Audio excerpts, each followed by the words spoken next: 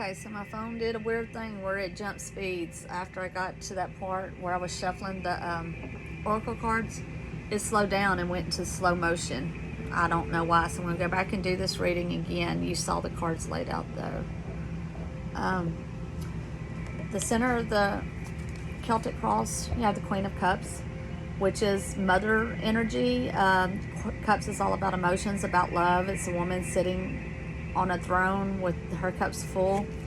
She is crossed by the Hierophant, which is a religious, it's like the Pope in the tarot cards, where the Emperor card is like more about law-abiding man or about man-made laws. The Hierophant is about church, about religion, and doing things more like God's way than man's way. So that card just is crossing the Queen of Cups. So I don't know if that means anything to you or not. Above you, which is what is known, you have the Strength card, but it's reversed. And so it's telling me that, there's some issues going on that you need to be a little bit more steadfast in, stronger in. Strength, whenever it's upright, see how the woman is nurturing the lion, and the lion is the beast. You would think that the beast would be the one that was showing the strength, but it's actually the woman. She has got the lion tamed. So whenever it's reversed like that, just probably need to dig your feet in a little bit more. Below the subconscious, you've got the Eight of Swords, and it's reversed. The Eight of Swords is about making choices and making really difficult choices, but they upright, you can see the woman could easily get out of these bindings if she wanted to. All she'd have to do is rub up against one of those swords, and it could cut the bindings away, and she could free her arms, she could free her sight. Whenever it's reversed like that, again, it's like a stubborn energy to it. It's like needing to make a choice, needing to make a decision, but being scared to do it. That with the Strength card tells me, maybe that's, you need to stand fast, you need to make the decision, you need to stick with it. Behind you, the Ace of Swords. This is in the recent past. Whenever the aces show up, that's about new beginnings, but like I said, this was in the past and it was reversed. Something that you thought, and swords are about mental energy. Maybe there was some kind of idea that came to you or whatever, but it didn't turn out as well as you thought it was going to be. So if it had been upright, it looks like a brand new beginning with this hand coming out of the clouds like it's a gift. Upright, it was not all that you thought it would be. Before you, in the near future, you have the Magician, and this card just tells you that everything that you need, you already have inside of you. If you look on this table, you've got the Cups, which is water, Pentacles, which is earth energy, Swords, which is air. No, I'm sorry, Swords is, this is air, and the Wands is fire. All the things that you need, you already have them to make the life that you want. Everything that you need is inside you already, and that's just reminding you. The bottom of the staff have the High Priestess, which this comes up a lot for people who are gifted. Like maybe you may be psychic, you may read cards yourself. It's about instinct, about going.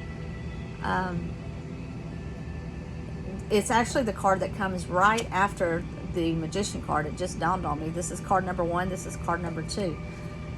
The Magician is about having all the tools that you need, and the High Priestess is about having everything you need inside your head. See how these peacock eyes on this peacock? It's all knowing. Everything is inside you. Your instincts can't steer you wrong. If this card had been reversed, it would tell me that maybe you're not listening to your instincts, but this is telling you you're on the right path as far as your instincts go. The next card is about outside influences, like other people, what their opinions of some situation is, and we got the Hangman, but we got it reversed. Now, Hangman upright is all about self-sacrifices, and this tells me that there may be people that are looking at you like maybe you're making a wrong decision, and that they're okay with you sacrificing yourself. But this tells me, no, you don't sacrifice yourself for anything. It don't even matter what other people think. Stay true to this. Your hopes and fears card, you got the Hermit reversed. The Hermit is all about going within to find the answers that you need and spending time alone and getting comfortable with being by yourself. But with it being reversed, it just tells me that maybe you have a fear of being alone, of maybe you've never been in this position before. Reversed, you need to get past that fear. You are going to be okay. Your final outcome card that I got was the Eight of Cups. It's about walking away from things that no longer serve you. See how he's got his back turned to it? You had a lot of major arcana cards come up in this, and I said that in the other reading, but I don't know how much. I'm going to have to go back and watch the short clip where I was doing the shuffle and laid all the cards out. I don't know if I said that before. Had a lot of major arcana, which tells me there's a lot of major stuff going on in your life.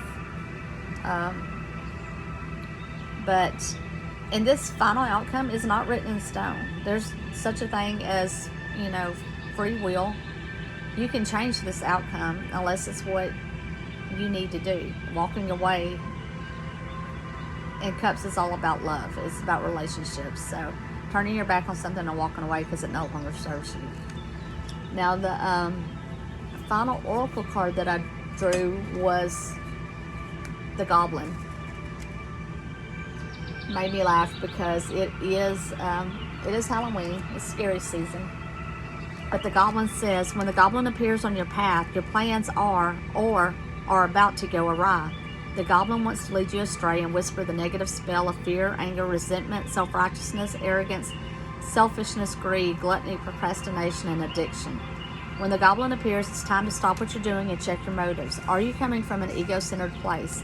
Are the circumstances in your life triggering unresolved past issues that still need healing?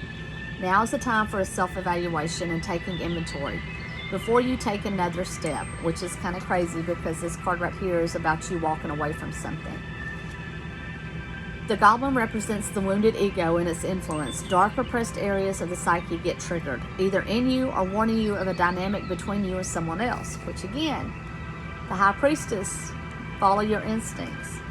Do nothing, stay still, send loving energies to yourself and others, and remember the divine connection in all things.